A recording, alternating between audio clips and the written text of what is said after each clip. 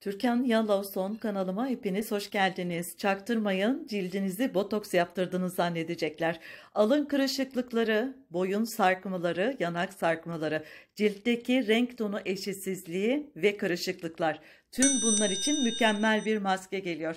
Lütfen kanalıma abone olmayı ve tarifimi sevdiklerinizle paylaşmayı ihmal etmeyiniz. Yapım aşamasında ilk önce yumurtanın beyazından yararlanıyoruz arkadaşlar.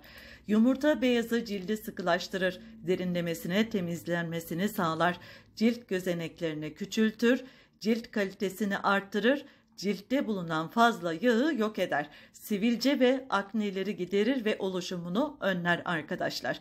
Yumurta beyazını iyi bir çırpıyoruz. Çatal yardımı ya da mikserle bu şekilde tamamıyla bir krem şanti görüntüsü alana kadar çırpıyoruz. İkinci malzememiz bir tatlı kaşığı yoğurt. Yoğurdu ekliyoruz ve yumurtayla yoğurdu karıştırdıktan sonra şimdi cildimizi biraz da beyazlatalım, öyle değil mi arkadaşlar? Evet, şimdi pirinç unu geliyor. Ciltteki aşırı yağlanmayı önler. Bir tatlı kaşığı pirinç ekliyoruz. Pirinç unu. Sivilce ve izlerini giderir, pürüzsüz ve gözeneklerin giderme etkisini de sağladığı için cildi ölü derilerden de arındırarak yeni hücre oluşumunu destekliyor.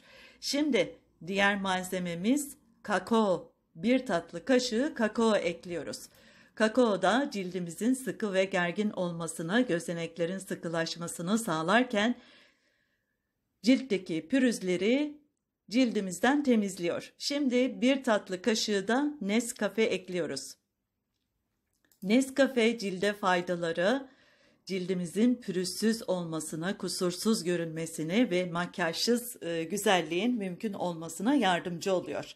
Şimdi tüm bunları ekledikten sonra yumurta beyazımızın içerisine sarı kantaron yağı ekliyoruz. Cildi derinlemesine temizler. Düzenli olarak kullanıldığında siyah noktaların giderilmesini ve aynı zamanda da sivilcelerin de cildimizden temizlenmesini, güneş lekelerinin cildimizden tamamıyla gitmesini sağlarken cilt renginin de açılmasında oldukça etkisi bulunuyor.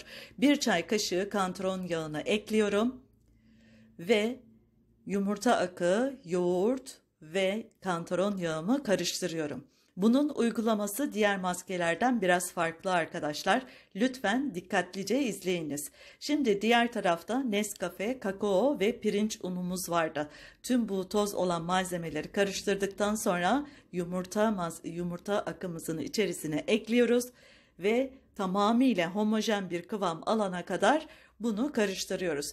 Peki bunu cildimize nasıl uygulayacağız? Cilt temizlenmiş olan cildimize komple yüzümüze, boyun, dekolte hatta ellerimize sürüyoruz. Cildimizde bu şekilde tam 10 dakika bekletiyoruz. Cildimizi yıkıyoruz, kuruluyoruz ve ikinci defa tekrar temiz olan cilde bu maskeyi uyguluyoruz ve toplamda cildimizde 30 dakika daha bekletiyoruz.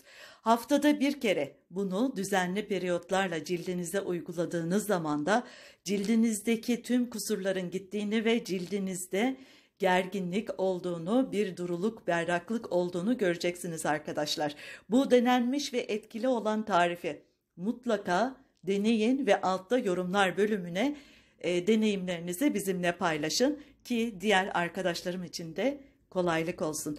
Evet, benim tarifim bugünlük bu kadar. Malzemelerden herhangi birine karşı hassasiyeti olanlar lütfen bunu kullanmasınlar. Hamile ve emziren anneler için yumurta maskeleri uygun değildir. Kullanmalarını önermiyorum. Yumurtasız olarak bu maskeyi yapabilirler. Hepinizi çok ama çok seviyorum. Kendinize iyi bakın. Türkan Yellowstone'dan saygılar. Hoşça kalın. Kanala abone olmayı